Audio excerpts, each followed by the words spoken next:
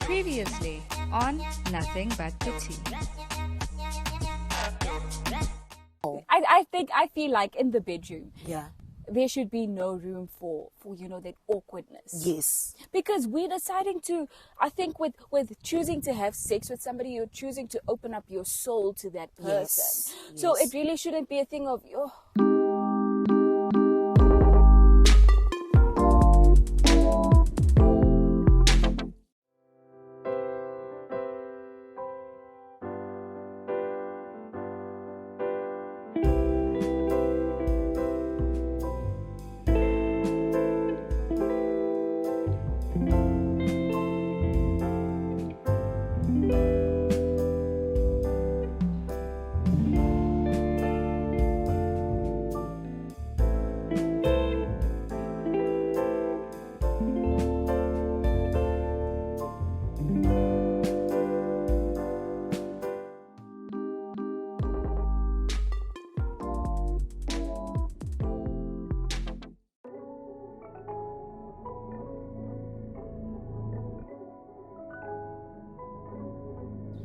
Hi, my name is Jemima Ndebele, and you are tuned into Nothing But the Tea.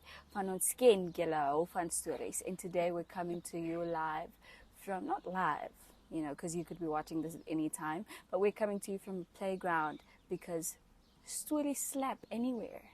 The tea needs to get spilled any and everywhere. And today we will be spilling the tea on the ugly side and the dark side of beauty. That includes beauty standards, modeling, and all of that. So how can we have this conversation if we don't have a beauty queen to actually discuss the true parts of, the elements of this conversation? So today I'm then joined by the beautiful, the radiant, stunning Chanté van Wyk, who will then be spilling some tea with us right here on the ugly side of beauty standards and modeling. How are you, Chanté? I'm doing good. How are you? Oh, very well, thank you. Oh, you're so gorgeous. I can say the same about you. Wow. Don't make me blush here. But let's get right into it. I mean, how long have you been doing modeling? I think let's first, get some perspective into how long you've been experiencing. Well, with an agency, I've been modeling for about 3 years, going for my 4th now.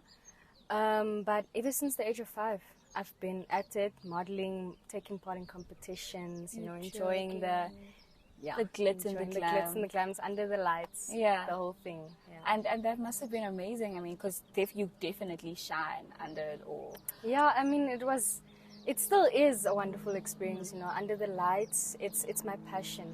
It's what I truly love to do. Definitely. But, I think as somebody who's never been in that space, I normally just see it as, okay, you just dress up pretty and then you walk on a runway. But I feel like I've had a conversation with you before, albeit briefly, and you've made me realize that there's actually more to modeling and the beauty world. They're just dressing up pretty and strutting the runway. So what is it in reality? What is it actually like? I mean, obviously there has to be preparation and stuff. Definitely, yeah. I mean, it takes a lot out of someone to get up on the stage and just walk.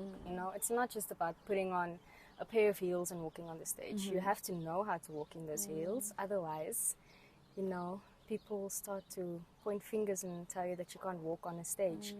And I mean, it's a lot of mental preparations as well. Having to take the negative side of, the modeling industry, it's a lot of work.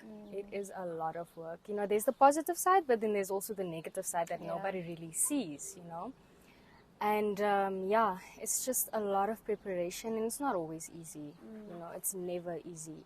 And I don't think a lot of people talk about that, not having it so easy for everyone. Because I mean, I think everyone sees, the Chanté that gets up on the stage, like the outcome of it, but not the work that goes into it. Exactly. I think everyone just sees me in a pair of heels and they think, oh, she has it so easy. She's just putting up a front. Yeah, it's easy for her, but it's not. I mean, especially in this year, I had to take a lot from pageants. A lot of disappointments and it was an emotional battle for me. Yeah. I can imagine. I can imagine, particularly with beauty standards being so unrealistic. And I think that's why I chose the setting of the park, because I truly feel like beauty standards are in reality very pedophilic, with things such as, no, your skin needs to be as clear as a baby's. You have to be like, like literally, it's a sort of, it's giving infancy. It's giving, you want me to look like a bit, like you never want me to age. That's pedophilic on your end, on your end, you get me? But I think something that, you know, I'm grateful that social media speaks about often is really the fact that unrealistic beauty standards are phasing out.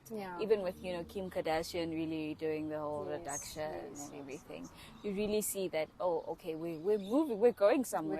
We're going somewhere. But then again, are we going somewhere, or are we just moving on to another unrealistic standard? Yeah, in my opinion, yes. Because, I mean, tell me how many times you've seen on social media someone that, you know, doesn't have flawless skin on TikTok, or she's not, you know, curvy or something like that. So I think it's definitely still something we need to work on as a society, as, you know, young people especially. We definitely need to work on that, because it's so easy to, you know, badmouth someone who isn't perfect in your eyes, and here you are with your own flaws, and now you're self-reflecting. So I think it's definitely still something we need to work on. Yeah, but then again, I think like with you know, the whole beauty standard thing, it's an ever-changing thing, and like you could see it, because there was this thing, a time where skinny girls were trending, thick girls were trending, and now Kim Kardashian just reduced the whole bump. So like, where are we going? Are we going back to that? Like, you know, and I think it's really, it's a scary time to live in, especially when, growing up as a young girl in this time, and I'm really emphasizing on the girl child here, because I think in that regard, both you and I can relate to her. But I think it's really a thing of, if you aren't grounded in who you are, and you haven't gone on that journey to really, or started, because it's a never-ending journey, like if you haven't started that journey to really try and understand yourself better, it makes it really, really difficult not to lose yourself, because as this wheel is spinning, I think that's also the cyclic nature of beauty standards in reality.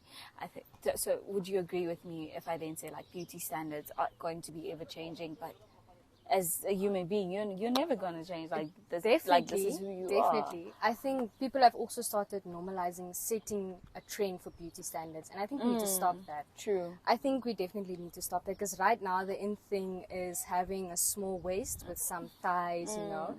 A little bit of bunda, a little nash, posterior back there. Know? But, like I said, I think they're normalizing setting trends, and it's wrong. You know, you have to be your authentic self, no matter what people say. And I mean, it's okay to be your authentic self. Girl, you were born with it, you know? But then again, it's also difficult. It is, definitely. Oh, it's difficult. It's so difficult, because it's like, you go into your bedroom and you look in the mirror and you have to tell yourself yes. Exactly. And you go outside, and in your mind, you're like, no. and you in your mind as well. So it's a constant battle between yourself, and then you have to go outside and even fight with the world. Exactly. You know, because like you're telling yourself yes, and then all of a sudden the world is like, nah, that ain't it. You thought, nah. That complexion, no. Exactly. That weight, lose it. You know, oh no, you lost too much, gain some more. It's always never being enough, right? And I think that is the scary thing about being a young girl child growing up in this time, is the fact that, or even a grown ass woman, you're constantly bombarded by social media and society telling you you're not enough. So, like, do you have like rituals and stuff, personal rituals to just... I used to have rituals, you know, the whole looking in the mirror, and I told myself every single morning, know who you are. You are who you are. And then I'd recite my name, not to sound cocky, but but yeah, and I mean, I've faced a lot of negative stuff now, especially with the pageant that I entered, a lot of negative stuff from social media about my appearance. And the first time that it happened, I was like, oh, it's okay. I mean, I've experienced this my whole entire life. I'm used to it. It's fine. Do what you want to do. But then it constantly happened, and everyone was commenting on the posts, negative stuff. And I mean, to a certain point, I was like, I can't take this anymore. And I had to switch my social media off completely and just reevaluate who I really am, you know, without all of this having backlash. everyone telling me who I am. And that was a really tough battle for me to face in this year. One of the tough battles I have to face. But I think you need to just ground yourself when, you know, things like that happen, when people tell you who you are supposed to be, when you know who you are. You need to ground yourself, and you need to find the inner you. Yeah. That sounds cliche, but yeah. I think there's so much truth in cliches. Yes. And also, as much as people make it seem as though beauty standards and vanity are things that are futile, these are really things that are, you know, the mini layers that build onto the bigger things, such as it contributes to things such as depression and self-harm and, you know, anorexia. Like, it leads to so many things that can really affect and harm the individual holistically.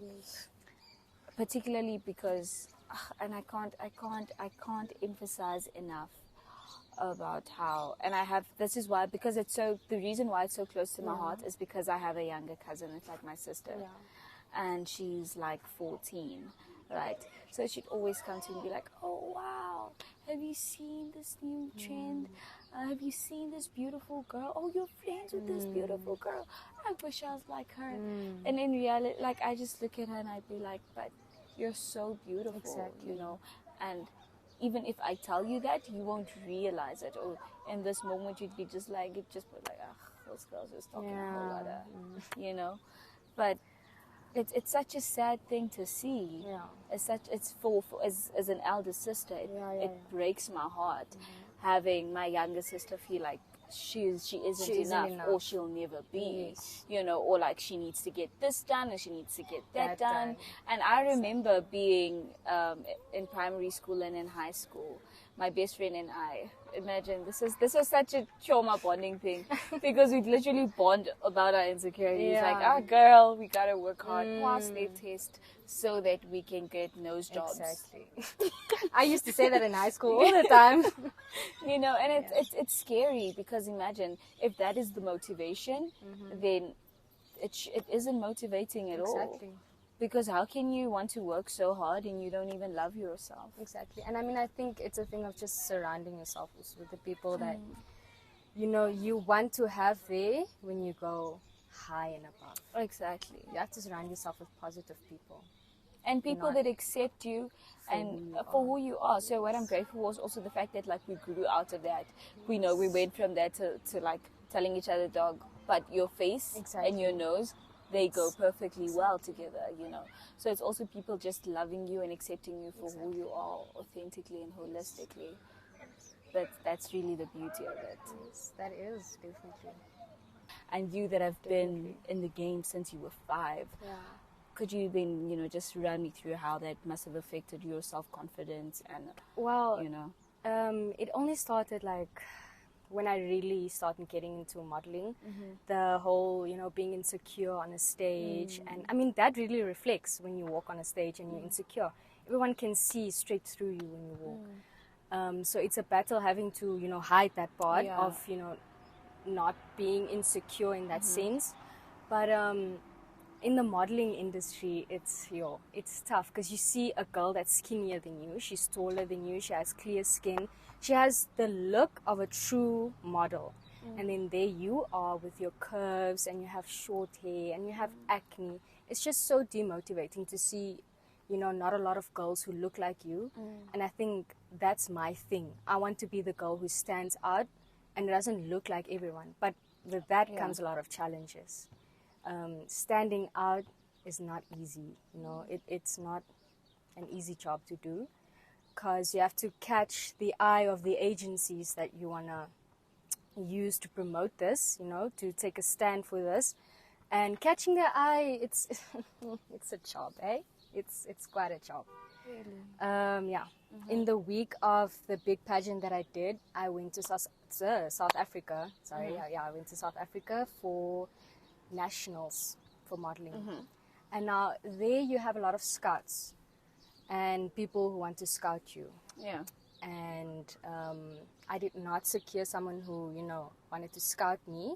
simply because I wasn't this basic standard model. I wasn't tall, wasn't skinny, didn't have the long hair that I have now. But yeah, I wasn't, that standard model in that sense. And that took a real hard toll on me. I mean, after that, I was emotional after that, but I also saw it as a good opportunity, to... Because, I mean, it's a sorry to cut you off there, but it's a direct blow at your being. Exactly. Because I think with being a model, it's really... before understanding, what the industry is really like, I think it's really putting yourself out there for people to judge you and hoping for the best. Exactly. So when you don't get that, it must be very, very daunting. It is, but you should have a support system with you all the way. You can't do this alone. And lucky for me, I had a really stable support system in my life. I mean, I had my director from my modeling agency. She supported me all the way. I had my mom, I had my dad and my brother and my cousins, the whole family. But they supported me through everything, and I think, that's something you have to have when you want to be a model. You have to have a support system, otherwise you're going to crack and you're going to break. Yeah. But then tell me, how and where do you then get the strength to get up again? What is your motivation to get up and take on the possibility of disappointment slapping you in the face again? It's for what I stand. I mean, I have to be the one amongst everyone that even if she gets rejected, I have to stand up and I have to show, the little kids and the little girls that you can achieve this. No matter how you look or what the people say about you, you can do this and you can achieve it. And I mean, I almost achieved it. So. Definitely, that's for sure. But I think with that we can really say that I think as much as I think it's very paradoxical because the beauty, like it literally says, you talk about the beauty world, yet there's so many ugly sides that comes with it, and there's so many ugly truths that actually affect these very beautiful girls, because from outside we're like, wow, how are you sad? You are beautiful, but what is one thing that you would then say to your younger self? You got this. Because my younger self, she did not believe in herself, and she didn't believe in herself. So I would definitely tell her that, girl, you got this. It's under the bag. You got this. Yeah. Thank you, Chanté. I think I also draw lots of motivation from that, because I think beauty standards and the unrealistic nature of them affect each and every one of us, regardless of whether we're in or outside of that modeling space.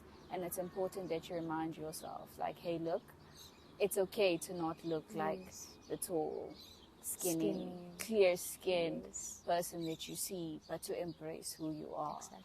And I think that's something that I have really learned from you, because if you guys don't follow Chanté on Instagram, what are you doing? Like, really, what are you doing? If you don't follow Chanté on Instagram, what are you doing? Because the motivation, because it's literally just somebody being themselves authentically, and you just going like, wow. I try my best. Like, wow, like you're just being. Yeah. Like, you cry and you still look good. Like, wow. Yeah. So I think with that, it's even, you don't even know that we think these things when we look at you. But then I think that also goes for any female or male even out there, or non-conforming person out there, that you don't see yourself how other people see you. Exactly. You don't see the strength and the beauty that you radiate. And I think this is why this conversation is so important, because not only is it spilling the tea on like the dark truth and the ugly side of the beauty industry, but it's also touching on the importance of looking into yourself and reminding yourself that, hey, look, if